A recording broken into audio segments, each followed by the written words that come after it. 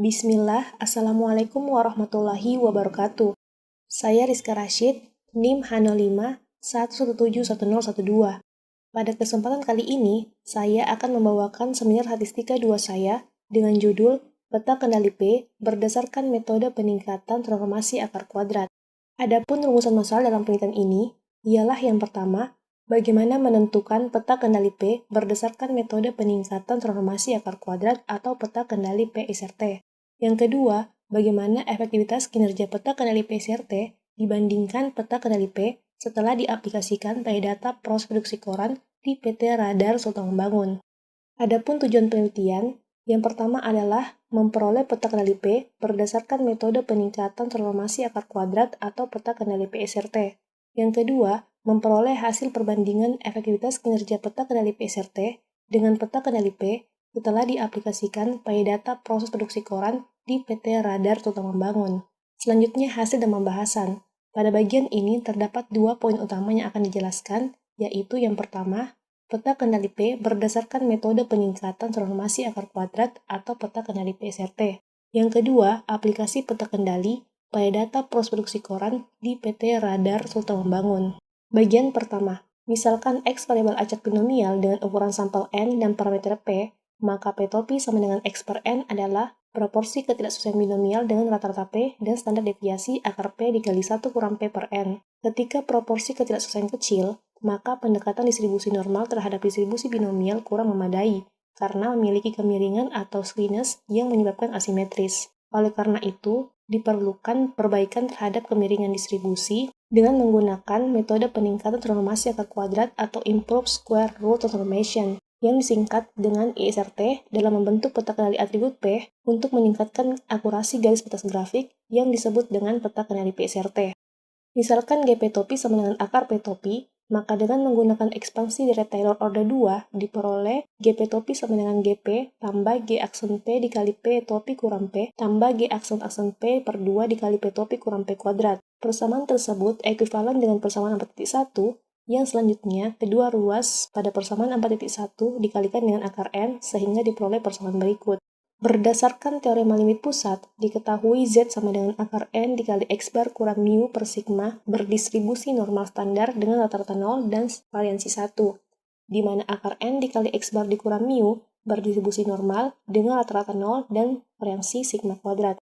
Dalam kasus ini, didapatkan akar N dikali GP topi dikurang GP dikurang G aksen P per 2 dikali P topi kurang P kuadrat dan G aksen P dikali akar N dikali P topi kurang P memiliki distribusi asimtotik yang sama, yaitu persamaan 4.2, di mana persamaan 4.2 berdistribusi normal dengan rata-rata 0 dan variansi G aksen P kuadrat dikali P dikali 1 kurang P. Selanjutnya diketahui epsilon sama dengan mutlak P topi kurang P sebagai kesalahan estimasi mutlak dalam proses, dan sigma P topi sama dengan akar P dikali 1 kurang P per N sebagai standar deviasi dari proporsi cacat sampel, sehingga dapat ditunjukkan persamaan standarisasi yaitu sebagai berikut, sehingga diperoleh persamaan 4.12, di mana Z merupakan distribusi normal standar dengan rata-rata 0 dan variansi 1. Selanjutnya, untuk membuat sebuah peta kendali, perlu dilakukan penentuan batas pengendalinya. Penentuan batas kendali dapat dilakukan dengan terlebih dahulu menentukan interval kepercayaannya, yaitu seperti pada persamaan 4.13, sehingga diperoleh interval kepercayaan sebagai berikut.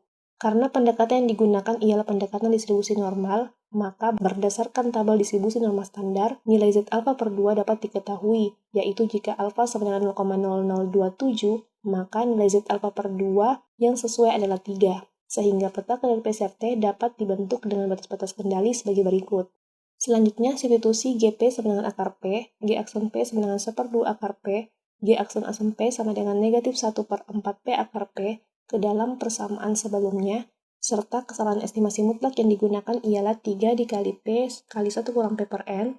Dengan demikian, batas-batas kendali peta kendali PSRT dapat ditulis sebagai berikut. Jika parameter P tidak diketahui, maka dapat diestimasi dengan menggunakan rata-rata dari keseluruhan proporsi PI topi, yaitu P topi pada ukuran sampel N, dengan banyaknya pengamatan M yang dinyatakan dengan persamaan 4.21. Selanjutnya bagian kedua, yaitu aplikasi peta kendali pada data proses produksi koran di PT Radar Sultan Membangun.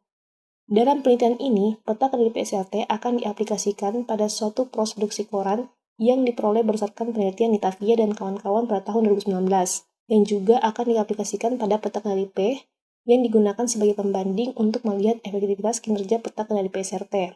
Data yang digunakan terdiri dari 4 jenis cacat dengan 20 pengamatan yang memiliki sampel berbeda pada setiap pengamatannya. Yang pertama, aplikasi peta kendali P pada data. Langkah pertama yaitu menentukan rata-rata dan standar deviasi dari data jumlah cacat proses produksi koran dengan penjabaran sebagai berikut, sehingga diperoleh rata-ratanya yaitu 0,002091 dan standar deviasi untuk pengamatan pertama yaitu 0,000882. Selanjutnya, menghitung proporsi cacat pada setiap pengamatan dengan langkah berikut sehingga diperoleh proporsi cacat untuk pengamatan pertama yaitu 0,001119. Selanjutnya, menentukan batas-batas kendali peta kendali P dengan penjabaran sebagai berikut. Setelah diperoleh batas-batas kendalinya, maka langkah selanjutnya ialah membentuk peta kendali P dari data proporsi cacat proses produksi koran, seperti yang terlihat pada gambar 4.1. Berdasarkan gambar 4.1, ditunjukkan peta kendali P yang hanya menggunakan nilai batas penilaian atas sebagai batas kendalinya.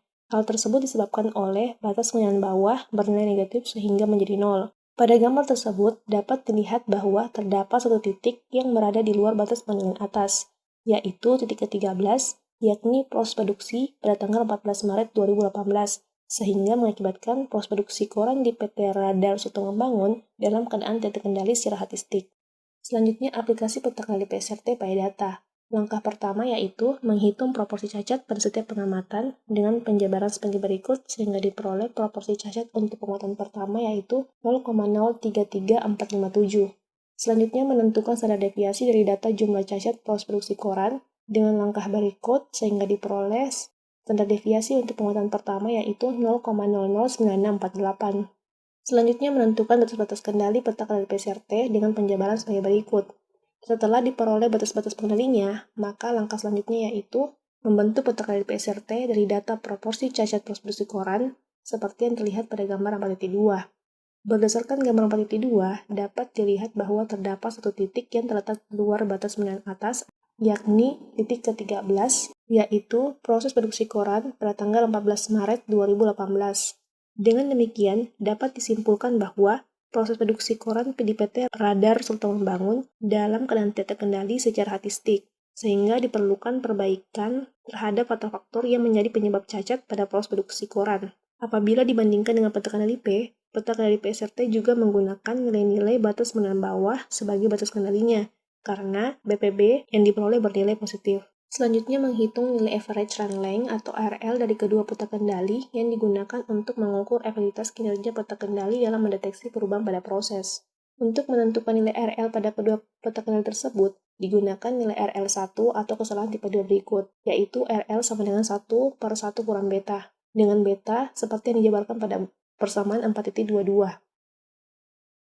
Sehingga diperoleh hasil perhitungan nilai beta dan RL untuk peta kendali P dengan menggunakan nilai pergeseran proses K yakni K sama dengan 0,1, K sama dengan 0,05, dan K sama dengan 0,001 yang disajikan pada tabel 4.1.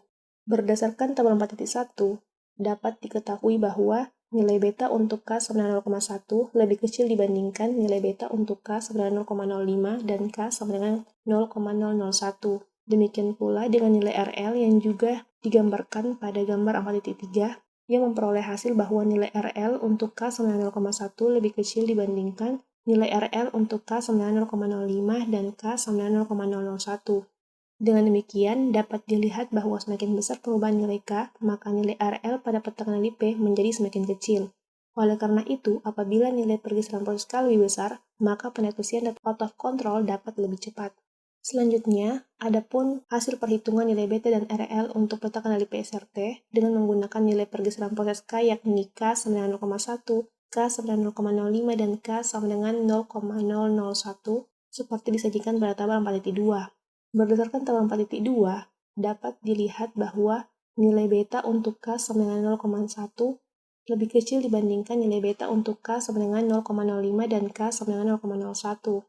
Demikian pula dengan nilai RL yang diilustrasikan pada gambar 4.4, diperoleh hasil bahwa nilai RL untuk K sama dengan 0,1 lebih kecil dibandingkan nilai RL untuk K sama dengan 0,05 dan K sama dengan 0,001. Oleh karena itu, dapat dilihat bahwa semakin besar perubahan nilai K, maka nilai RL pada peta kendali PSRT menjadi semakin kecil, sehingga apabila nilai pergeseran proses K lebih besar, maka pendeteksian atau autocontrol dapat lebih cepat. Selanjutnya, adapun perbandingan nilai RL untuk peta kendali PSRT dan peta kendali P disajikan pada tabel 4.3. Berdasarkan tabel 4.3, ditunjukkan bahwa nilai RL yang diperoleh untuk peta kendali PSRT lebih kecil dibandingkan nilai RL untuk peta kendali P pada semua nilai K. Apabila nilai RL yang dihasilkan semakin kecil, maka sampel yang dibutuhkan untuk memberikan sinyal perubahan proses pun semakin kecil. Atau dengan kata lain, semakin kecil nilai RL, maka semakin cepat pula grafik pengendali dapat mendeteksi perubahan proses. Oleh karena itu, dapat disimpulkan bahwa peta kendali PSRT lebih baik dan lebih sensitif dibandingkan peta kendali P dalam mendeteksi perubahan proses produksi yang menghasilkan proporsi ketidaksesuaian kecil dalam kasus ini, yaitu pada proses produksi koran di PT Radar Sultan Membangun.